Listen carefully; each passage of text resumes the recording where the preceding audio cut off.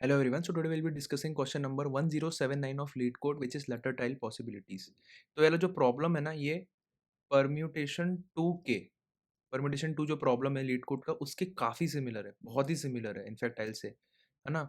तो मैं ये प्रॉब्लम क्यों कर रहा हूँ? ये दिखाने के लिए कि लीड कोड के प्रॉब्लम्स कैसे सिमिलर है ना? तुम कैसे आइडेंटिफ़ाई करोगे कि ये सिमिलर है? क्योंकि ये बहुत इंपॉर्टेंट है। लीड कोड के मेजॉरिटी जो प्रॉब्लम्स है ना, वो सिमिलर ही है ना? गिने-चुने शुरू के 400-500 क्वेश्चन्स हैं, जो कि सब बोलते हैं करने को, वो इसलिए बोलते हैं क्योंकि उसमें मेन कॉन्सेप्ट छुपे होते हैं। अब क्या है ना, तुम लोग क्या करते हो कि कोई से भी 400-500 उठा के कर लोगे, लगेगा कि 400-500 तो कर लिए, लेकिन उसमें पता चला ना 100 तो सेम ही है। तो तुमने इफेक्टिवली 400 नहीं किए, तुमको वो 400 गिने-चुने अच्छे प्रॉब्लम्स करने हैं, जिसमें सारे कॉन्सेप्ट्स क्लियर हो रहे हों। परम्यूटेशन 2 उनमें से एक है ना? परम्यूटेशन 2 बहुत ही इंपॉर्टेंट प्रॉब्लम है, इसमें बहुत अच्छे से मैंने बैक ट्रैकिंग के सॉल्यूशन समझाए हैं और अभी तक मैं 6-7 प्रॉब्लम कर चुका हूँ। वो मेन प्रॉब्लम्स हैं बैक ट्रैकिंग की, उसी से मैं बहुत सारे प्रॉब्लम्स डिराइव करके दिखाऊँगा, है ना? और ये इसलिए कर रहा हूँ जिससे आपका थोड़ा कॉन्फिडेंस बढ़े, क्योंकि क्या होता है ना लोगों को लगता है कि इतने सारे प्रॉब्लम्स कैसे करूँगा? अब जब आपको ऐसा प्रॉब्लम दिखेगा 1079 वाला, आपने आइडेंटिफाई कर लिया ये परम्यूटेशन 2 के सिमिलर है, तो आपको कॉन्फिडेंस बढ़ेगा ना कि भाई ये तो कर रखा है मैंने, इसको कर लूँगा मैं। थोड़ा बहुत कोड चेंजेस करने पड़ेंगे परम्यूटेशन 2 का, बिल्कुल स्क्रैच से कुछ लिखना नहीं पड़ेगा। तो वैसे ही करने वाले हैं यहाँ पे, है ना? तो उसको देखते हैं। आई सजेस्ट कि परम्यूटेशन 2 देख लो, उसमें बहुत अच्छे से मैंने समझाया है। परम्यूटेशन 1, 2, सबसेट, ये सब जो मेन प्रॉब्लम्स है ना बैक ट्रैकिंग के, ये सब इसके कॉन्सेप्ट्स क्लियर रखो। अगर ये तुमने अच्छे से कर रखे हैं, तो बैक ट्रैकिंग में तुम्हें बहुत हेल्प हो जाएगी, है ना? बैक ट्रैकिंग तुम्हारा बहुत ईज़ी हो जाएगा, तुमने 6-7 प्रॉब्लम अच्छे से कर लें, क्योंकि इसमें तुम्हें बैक ट्रैकिंग का कॉन्सेप्ट क्लियर हो जाएगा कि ये होती क्या है ये। ठीक है? अब देखो यहाँ पे ये मेरे पास एक स्ट्रिंग है, इसमें करना क्या है ये देख लेते हैं। सबसे पहले तो मुझे ये स्ट्रिंग दी है जिसमें डुप्लिकेट्स हो सकते हैं। मुझे इसके सारे पॉसिबल सीक्वेंसेस रिटर्न करने हैं, है ना? सारे पॉसिबल सीक्वेंसेस। सारे पॉसिबल सीक्वेंसेस मतलब देखो जैसे कि मेरे पास अगर एबीसी है ना, तो मैं क्या करूँगा? ए हो गया, है ना? बी हो गया, सी हो गया, एबी हो गया, है ना? एसी हो गया, बीसी हो गया, सीबी हो गया और क्या है? जल्दी-जल्दी लिख लेते हैं। देखो यहाँ पे ये कैसे बनेंगे, सारे पॉसिबल सीक्वेंसेस निकालने इसके, है ना? तो इसमें क्या हो जाएगा, ए बी हो जाएगा, ए सी हो जाएगा, ए बी हो जाएगा। अब देखो तुम यहाँ पे ये क्या है, ये परम्यूटेशंस है ना इसके, A B C, B C A, C B, और ये क्या है, इसके सबसेट के परम्यूटेशंस हैं। ये समझ रहे हो? देखो ए बी एक सबसेट है, अब इसका परम्यूटेशन भी अवेलेबल है इसमें, ए सी एक सबसेट है, इसका भी परम्यूटेशन अवेलेबल है। तो ये सब हमको रिटर्न करना है और उसमें एम्प्टी सबसेट नहीं होना चाहिए। तो ये तुम समझ रहे हो कि सबसेट है और परम्यूटेशंस का कॉम्बिनेशन है इसमें, आंसर में सबसेट्स भी होंगे और वो सबसेट का परम्यूटेशन भी होगा, और एक्चुअली में परम्यूटेशंस तो करना ही है तुमको, परम्यूटेशन तो रिटर्न करना ही है। देखो ना A B C, B C A, C B. अब क्योंकि इसमें डुप्लीकेट्स हैं, इसलिए मैं ये बोल रहा हूँ, ये परम्यूटेशंस 2 के सिमिलर था। परम्यूटेशन 2 में क्या था कि एक हमको कि उसमें स्ट्रिंग या एरे जो भी गिवन है, मुझे याद नहीं एग्ज़ैक्टली, उसमें डुप्लीकेट्स थे और उसके परम्यूटेशन जनरेट करने थे मुझे। यहाँ पे मुझे सीक्वेंसेस जनरेट करने हैं, ठीक है? तो परम्यूटेशन 2 में जो मैंने ट्री जनरेट किया था, मैं यहाँ पे वो ट्री जनरेट करके दिखाता हूँ, ए, बी के लिए, और उसी से हमें आइडेंटिफ़ाई हो जाएगा कि हमें क्या चेंजेस करने हैं कोड में, ठीक है? देखो, ठीक है? तो ए, बी के सीक्वेंसेस देख लेते हैं क्या है पहले। क्या हो जाएँगे ये? ए हो जाएगा एक, ठीक है? ए बी हो जाएगा और क्या हो जाएगा? बी ए हो जाएगा और ए बी हो गया, बी ए हो गया और ए बी ए हो गया, और एक और छूट रहा है शायद। अच्छा, ए और बी भी छूट रहा है, हाँ, ठीक है। ठीक है, ये उसके सीक्वेंसेस हैं, ये समझ रहे हो? देखो उसमें ए और बी सबसेट है, ए भी सबसेट है, ए बी भी सबसेट है, बी ए भी एक सबसेट का परम्यूटेशन है, समझ रहे हो ना? और ये परम्यूटेशंस है तुम्हारे। ठीक है? तो यहाँ पे इसका हम जनरेट करते हैं परम्यूटेशन 2 की हेल्प से, ठीक है? तो परम्यूटेशन 2 में जो मैंने ट्री बनाया था, वो ट्री मैं बना रहा हूँ यहाँ पे। अगर मुझे इसके परम्यूटेशन जनरेट करने हैं अभी मैं सीक्वेंस जनरेट नहीं कर रहा हूँ, अभी बस मैं परम्यूटेशन जनरेट कर रहा हूँ। परम्यूटेशन 2 में जो मैंने मेथड डिस्कस करी थी, उसकी हेल्प से, ठीक है? तो ए, बी ये है मेरे पास। सबसे पहले मैं फर्स्ट वाले पे आया, अब मैं फर्स्ट वाले को खुद से स्वैप करूँगा, तो वो फिक्स हो जाएगा। ये फिक्स हो गया, अब बचे क्या? ए, बी, है ना? अब इसमें से सेम चीज़ मुझे यहाँ पे करनी है। अब फर्स्ट को फर्स्ट से स्वैप करूँगा, मतलब इसमें जो सब प्रॉब्लम है ना मेरी, वो ए बी है। अब मैं फर्स्ट को फर्स्ट से स्वैप करूँगा, इसमें जो सब प्रॉब्लम है वो ये है, और इसमें जो फर्स्ट एलिमेंट है वो ये ए है ना? अब इसको इससे स्वैप करूँगा मैं, तो ये कैसा दिखेगा? बी, ये सब मैंने डिटेल में बता रखा है परम्यूटेशन में, है ना? इसलिए मैं थोड़ा फास्ट जा रहा हूँ यहाँ पे। अब ये फिक्स हो गया, अब ये बचा, ठीक है? ये मेरा एक टेम्परेरी आंसर है, ठीक है? ये मेरा एक टेम्परेरी आंसर है।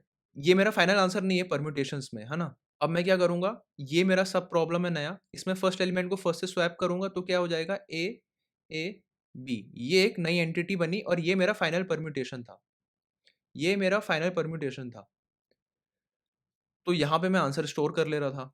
अब मैं बैक ट्रैक करूँगा, ठीक है? क्या कोई और ऑप्शन था? नहीं। अब मैं फिर से बैक ट्रैक करूँगा। अब यहाँ पे ए को बी से स्वैप करूँगा मैं। ए को बी से स्वैप करूँगा तो कैसा हो जाएगा?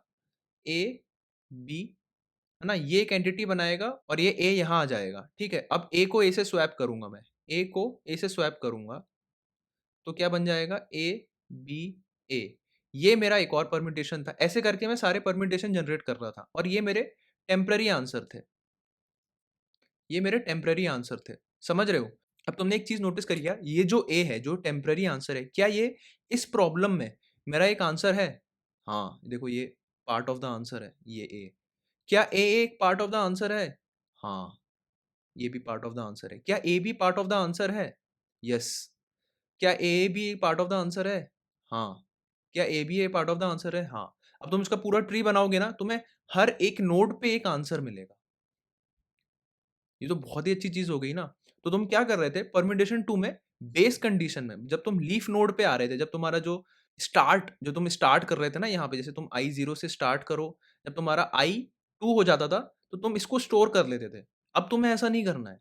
अब तुम्हें हर कॉल पे मतलब ऐसी बेस कंडीशन कुछ नहीं है जहाँ पे तुम आंसर स्टोर कर रहे थे। अब तुम यहाँ पे क्या करोगे, हर रिकर्सिव कॉल पे एक आंसर स्टोर करोगे। आंसर स्टोर करने का मतलब काउंट प्लस प्लस करोगे। तुम्हें काउंट रिटर्न करना है ना। एट द एंड तुम्हें काउंट रिटर्न करना है, तो यहाँ पे जो काउंट रिटर्न हो रहा था वो 8 है, ठीक है? तुम जैसे ही यहाँ पे आए तुम काउंट प्लस प्लस करे क्योंकि एक आंसर है। तुम जैसे ही यहाँ पे आए ये तुम काउंट प्लस प्लस करे, ये एक आंसर है। तुम जैसे ही यहाँ पे आए तुमने काउंट प्लस प्लस किया, ये एक आंसर है। हाँ, instead of storing all this ये यहाँ पे लीफ नोड पे स्टोर करने की जगह तुम हर कॉल पे काउंट प्लस प्लस कर दो क्योंकि हर एक नोड पे एक आंसर मिल रहा है। बस इतना ही चेंज करना है और कुछ भी नहीं है। तुम इसका पूरा ट्री बना के देख लोगे ना, तो तुम्हें अगर परम्यूटेशन 2 का ट्री याद है ना? तुमने सबसे पहले आइडेंटिफ़ाई कैसे किया यार इसमें ना परम्यूटेशंस 2 जैसा थोड़ा बहुत आइडिया हो रहा है, क्यों? एक तो डुप्लीकेट्स हैं, ठीक है? और इसके आंसर में परम्यूटेशंस हैं, है ना? तो तुम परम्यूटेशन का ट्री बना के देख लो छोटा-सा। अब उसमें एक ब्रांच भी बनाओगे तो वो काफ़ी हिंट हो जाएगा कि देखो यार इस नोड पे ना ए तो मिल रहा है, इस नोड पे ए मिल रहा है, ये भी मेरा आंसर है। क्यों ना मैं हर रिकर्सिव कॉल में स्टोर कर लूँ इस आंसर को, क्योंकि ये आंसर तुमको मिल रहा है ना, परम्यूटेशन 2 में इसका कोई काम नहीं था, बट इस प्रॉब्लम में है। तुम इसका ट्री बनाओगे, तुम इसको तो स्किप कर दोगे, है ना? फिर तुम इसमें आओगे, इसमें भी तुमको इसके जो नोड्स हैं ना, उसमें सारे आंसर मिल जाएँगे इसके। और उनको एक-एक करके काउंट प्लस प्लस करना है। एंड में तुम्हारे पास एम्प्टी सबसेट भी होगा, तो तुम्हें काउंट माइनस 1 रिटर्न करना है। तुम शुरुआत तो एम्प्टी सबसेट से ही करोगे ना, उसका भी काउंट प्लस प्लस होगा क्योंकि रिकर्सिव कॉल में, वो दिखा दूँगा मैं कोड में। तो एंड में तुम्हें काउंट प्लस 1 रिटर्न करना है, बस और कुछ नहीं करना है, दैट्स इट। परम्यूटेशन 2 आता है, ये ऐसे ही आ जाएगा। इसका आंसर देखो एक बार, है ना? तुम इसमें आंसर देखोगे ये कैसे बन रहा है सीक्वेंस, तुमने नोटिस किया कि यार इसमें परम्यूटेशंस है। परम्यूटेशन से कुछ हिंट ले सकता हूँ मैं, लेकिन इसमें डुप्लीकेट्स भी हैं। समझ रहे हो? इसमें डुप्लीकेट्स भी हैं। अब अगर डुप्लीकेट्स भी हैं तो परम्यूटेशन वाला तो नहीं, परम्यूटेशन 2 का कोड ध्यान में आना चाहिए मेरे दिमाग में। परम्यूटेशन 2 जैसा कुछ करके रखा है, चलो उससे ट्राई मारते हैं। उसका ट्री बना के देखा और ट्री से समझ में आ गया यार हर नोड में आंसर आ रहा है, तो मैंने ऐसे आइडेंटिफ़ाई कर लिया परम्यूटेशन 2 का कोड लिख देता हूँ और हर कॉल पे स्टोर कर लूँगा आंसर। स्टोर करना मतलब काउंट प्लस प्लस कर देना। ठीक है? तो चलो इसको फटाफट कोड लिखते हैं और उसमें समझ में आ जाएगा। मैं पूरा परम्यूटेशन का कोड उठा के कॉपी पेस्ट करने वाला हूँ क्योंकि इसमें ठीक है, ठीक है? तो चलो कोड करते हैं। अब यहाँ पे मैंने क्या किया ना, परम्यूटेशन 2 का जो भी कोड था पूरा उठा के कॉपी पेस्ट कर दिया है। कुछ भी नहीं किया अभी तक मैंने इसमें, है ना? अब यहाँ पे सबसे पहले तो एक चीज़ करते हैं कि ये टाइल्स को यहाँ पे भेज देते हैं, क्योंकि वहाँ पे नम्स था और वो एक वेक्टर था, ठीक है? यहाँ पे स्ट्रिंग है, तो यहाँ पे मुझे इसको नम्स की जगह स्ट्रिंग कर देता हूँ, ठीक है? नाम मैं चेंज नहीं कर रहा हूँ, जिससे तुम्हें लगे कि कितना सिमिलर है कोड, है ना? ठीक है? अब देखो यहाँ पे मैं क्या कर रहा था, आंसर कब स्टोर कर रहा था, जब स्टार्ट नम्स डॉट साइज़ के बराबर हो रहा था, है ना? जब लीफ नोड पे आ रहा था। अब यहाँ पे मुझे क्या करना है, एक काउंट चाहिए होगा, काउंट प्लस प्लस कर दूँगा। ये काउंट मैं ग्लोबली डिक्लेयर करता हूँ, इंट काउंट इक्वल टू 0। ठीक है, मैंने ग्लोबली डिक्लेयर किया है, ठीक है, काउंट 0। जब-जब मैं रिकर्शन कॉल पे आऊँगा, जब-जब मैं एक नोड पे आऊँगा, मेरे मुझे अपना आंसर प्लस प्लस करना है, ठीक है? और यहाँ पे रिटर्न कर देना है। और कुछ चेंज नहीं कर रहा हूँ, मैंने सिर्फ़ अभी बेस कंडीशन हटा दी और उस बेस कंडीशन में मेरा कोई काम नहीं था, तो यहाँ पे मैंने काउंट प्लस प्लस कर दिया, ठीक है? अब यहाँ पे और क्या है, रिटर्न क्या करना है मुझे? रिटर्न क्या करना है? Count minus 1। काउंट माइनस 1 क्यों रिटर्न कर रहा हूँ मैं यहाँ पे? क्योंकि एक एम्प्टी सबसेट भी आएगा। शुरुआत हम एम्प्टी सबसेट से कर रहे थे ना, उसमें भी काउंट प्लस प्लस जा रहा था। तो देखो यहाँ पे रन करके देखते हैं। ठीक है, इसको सॉर्ट भी करना है इसको। सॉर्ट भी मैंने बताया था क्यों करना है, सॉर्ट इसलिए करना है हमको क्योंकि जिससे सिमिलर एलिमेंट्स है ना वो सब क्लब हो जाएँ, तो डुप्लीकेट्स आइडेंटिफ़ाई करना ज़्यादा ईज़ी हो। ये देखो, लिटरली मैंने सिर्फ वेरिएबल नेम चेंज किया और बेस कंडीशन चेंज करी है, फॉर लूप को मैंने हाथ भी नहीं लगाया। तुम लोगों का माइंड फक हो रहा है क्या ये सोच के कि लिटरली इसमें एक लाइन चेंज करी है मैंने, एक एक लाइन ऐड करी है थोड़ा-सा कोड हटा के और पूरा क्वेश्चन सबमिट हो जाएगा। और ये काफ़ी फेमस प्रॉब्लम है ना? देखो सबमिट भी हो गया। अब क्या है ना ये ऐसे पूछ लिया किसी इंटरव्यू में, तुम लोग को लगा कि अरे यार ये कोई नया ही प्रॉब्लम है, क्या है ये? जबकि अगर तुमने इसको काफ़ी प्रैक्टिस कर रखी होगी इससे रिलेटेड क्वेश्चंस की, मतलब तुम्हें एक कॉन्सेप्ट अगर दिमाग में बैठा है, तो तुम इंटरव्यू में ही इस चीज़ को डिडक्ट कर सकते हो कि ये परम्यूटेशन 2 का कॉपी है, इसको थोड़ा-मोड़ा चेंज करके इससे मैं प्रॉब्लम सॉल्व कर सकता हूँ। कॉन्टेस्ट हो गया, इंटरव्यू हो गया, अगर तुम ऐसे ही बैठ के क सॉल्व कर रहे हो, ऐसे-ऐसे केसेस में तुम ये आइडेंटिफ़ाई करना ट्राई करो क्या मैंने ये प्रॉब्लम कभी कर रखा है इससे रिलेटेड। अगर कर रखा है, तो उसके बारे में सोचो। इससे क्या होगा ना 2 फ़ायदे होंगे। पहला फ़ायदा तो तुम्हें पैटर्न समझने में ईज़ी होगा, ठीक है? तुम पैटर्न डिड्यूस करने लगोगे और अगर पैटर्न नहीं निकला, इसी बहाने जो तुम्हें क्वेश्चन सिमिलर लगता था, उसकी भी प्रैक्टिस हो जाएगी, वो रिवाइज़ भी हो जाएगा, है ना? तो ऐसे ही होता है डीएसए। हर प्रॉब्लम नया नहीं होता है ना? वो किसी न किसी का डिडक्शन होता है, किसी का एक्सटेंशन होता है, थोड़ा बहुत चेंजेज़-वेंजेज़ होते हैं और वैसे ही सॉल्व होते हैं सारे प्रॉब्लम। क्योंकि कोई भी बंदा बैठ के नए प्रॉब्लम नहीं बनाएगा। वो गिने-चुने 400-500 प्रॉब्लम्स हैं जो बना चुके हैं, उसी को थोड़ा बहुत एक्सटेंड कर रहे हैं और ऐसे ही चल रहा है लीड कोड में। और तुम्हें लग रहा है लीड कोड पेल के 1000 क्वेश्चन कर लिए तो हो जाएगा, ऐसा नहीं होता है ना? गिने-चुने अच्छे से प्रॉब्लम्स करो, कॉन्सेप्ट दिमाग में रखो, है ना? कॉन्सेप्ट क्लियर रखो और उसकी हेल्प से दूसरे क्वेश्चंस डिड्यूस करो, तो तुम्हें मज़ा भी आएगा करने में। अब देखो अगर तुम ये खुद से डिड्यूस कर लेते, अगर तुमने कर लिया होगा तो बहुत ही अच्छी बात है। तो तुम्हें कॉन्फिडेंस भी आएगा खुद पे कि यार कोई मुझे ऐसा सिमिलर क्वेश्चन दे देगा तो मैं फिर से कर लूँगा, है ना? और ऐसे ही होगा, ठीक है? तो थोड़ा ज़्यादा ज्ञान दे दिया इसमें, बट ये थोड़ा इम्पोर्टेंट था इसलिए ये प्रॉब्लम चूज़ किया है, जबकि ऐसा कुछ था नहीं इस खास प्रॉब्लम में। बस ये बताने के लिए कितने प्रॉब्लम सिमिलर हैं। आने वाले कुछ प्रॉब्लम्स भी ऐसे ही होंगे, है ना? आने वाले कुछ प्रॉब्लम्स भी ऐसे ही होंगे, जस्ट टू प्रूव कि लीड कोड में बहुत सारे सिमिलर क्वेश्चन्स हैं, उसके बाद मैं फिर नए-नए कॉन्सेप्ट वाले प्रॉब्लम्स करूँगा, ठीक है? चलो, थैंक यू।